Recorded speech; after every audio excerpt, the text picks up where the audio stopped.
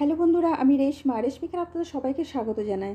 আজ আমি আপনাদেরকে চকলেট কেকের একটা রেসিপি করে দেখাবো। এখানে আমি 2 পাউন্ডের একটা চকলেট কেক তৈরি করেছি ডেকোরেশন সহ। কিন্তু ভিডিওটা বেশ কিছুটা বড় হয়ে যাওয়ার জন্য একটা ভিডিওতে কিন্তু পুরো কেকটা দেখানো সম্ভব নয়। তাই আমি এটাকে দুটো ভাগে ভাগ করে আমি আপনাদের সামনে নিয়ে আসবো। যারা আমার পুরনো বন্ধু এখনও আমার সাথে রয়েছেন তাদেরকে আমি অনেক অনেক ধন্যবাদ জানাচ্ছি আমার সাথে থাকার জন্য। আর যারা আমার নতুন বন্ধু এখনও আমাকে সাবস্ক্রাইব করেনি তারা প্লিজ আমাকে সাবস্ক্রাইব করে দেবেন এবং পাশে থাকা বেল আইকনটা অবশ্যই প্রেস করবেন যেন আমার আপলোড করা ভিডিওর নোটিফিকেশানগুলো সবার প্রথমে আপনাদের কাছে পৌঁছে যায়। আর এই ভিডিওটা আমি আপনাদের সবাইকে প্রথম থেকে শেষ অবধি দেখার জন্য অনুরোধ করছি। নিত্য নতুন রেসিপি দেখার জন্য আমার চ্যানেলটাকে অবশ্যই ফলো করবেন। তাহলে চলুন দেখে নিই চকলেট কেকটা আমি কিভাবে তৈরি করছি।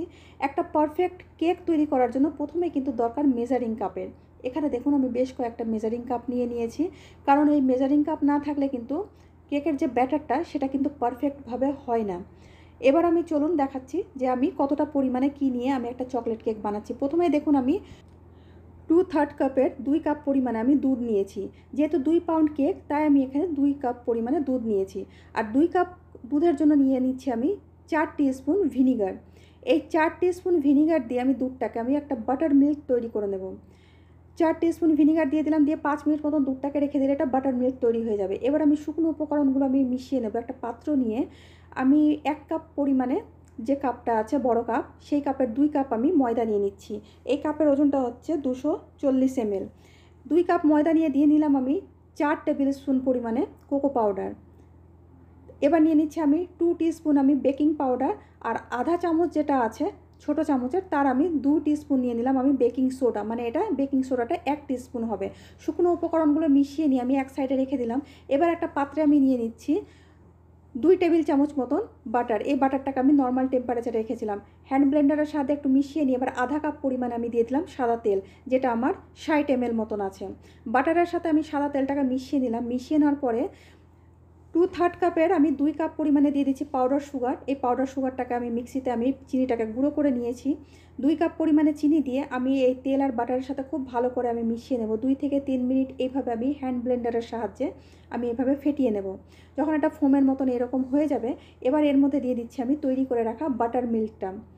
বাটার মিল্ক দিয়ে দেওয়ার পরে আমি খুব ভালো করে আমি মিশিয়ে নিচ্ছি চিনির সাথে তেল আর বাটারের সাথে। দেখুন খুব ভালো করে মিশে গেছে। এবার যে শুকনো উপকরণগুলো আমি মিশিয়ে রেখেছিলাম, একটা চালুনি নিয়ে তার মধ্যে আমি নিয়ে এইভাবে আমি চেলে চেলে দিয়ে দেবো। এটা কিন্তু অবশ্যই চেলে দেবেন, এটা এমনি ঢেলে দেবেন না, তাহলে কিন্তু খুব ভালো করে মিশবে না। এইভাবে আমি চেলে সমস্ত শুকনো উপকরণগুলো আমি দিয়ে দিলাম। দিয়ে এবার হ্যান্ড ব্লেন্ডারের সাহায্যে দেখুন এটাকে আমি খুব ভালো করে মিশিয়ে নিচ্ছি লিকুইড ব্যাটারের সাথে শুকনো উপকরণটা। এটা ফেটানোর একেবারেই দরকার নেই, খুব হালকা হাতে এইভাবে মিশিয়ে নিলেই হবে। আর যেহেতু আমি কাপে মেপে আমি উপকরণগুলো দিয়েছি, তাই দেখুন ব্যাটারটা একেবারে আমার পারফেক্ট হয়েছে, না পাতলা হয়েছে না ঘন হয়েছে। ব্যাটারের ঘনত্বটা কিন্তু ঠিক এইরকম থাকবেই। তাই অবশ্যই কিন্তু কাপে মেপে কেকটা তৈরি করবেন। আমি ব্যাটারটাকে তৈরি করে নিয়েছি। তারপর আমি 2 পাউন্ডের একটা কেক মোল্ড নিয়েছি। কেক মোল্ডের মধ্যে একটা আমি পেপার কেটে এইভাবে দিয়ে আমি তেল ব্রাশ করে নিয়েছি চারিদিকে। তেল ব্রাশটা দেখালাম না, যেহেতু আমি ভিডিওটা আরও অনেকটা বড় হয়ে যাবে।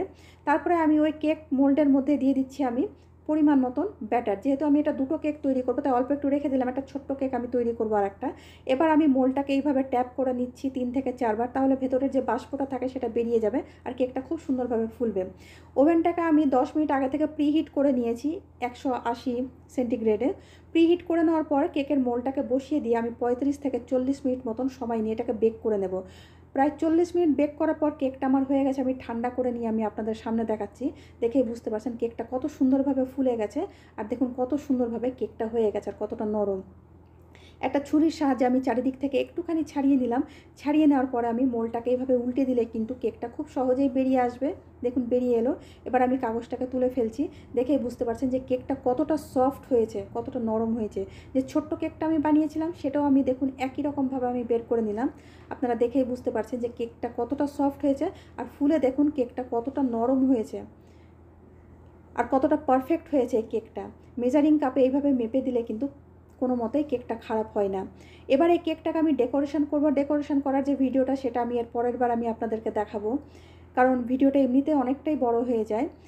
তাই সুন্দর রেসিপিটা আপনাদের কেমন লাগলো অবশ্যই একটা কমেন্ট করে জানাবেন। আপনাদের একটা কমেন্ট কিন্তু আমাদের উৎসাহিত করে সামনে এগিয়ে যাওয়ার জন্য। ভালো লাগলে একটা লাইক করবেন, একটা শেয়ার করবেন। আর উপকরণ জানতে কোনো অসুবিধা হলে ডেসক্রিপশন বক্সে গিয়ে দেখে নেবেন, সেখানে আমার সমস্ত উপকরণ দেওয়া থাকে। আমি আবার আসবো অন্য কোনো দিন অন্য কোনো রেসিপি নিয়ে। ততদিন আপনারা সবাই খুব ভালো থাকবেন, সুস্থ থাকবেন।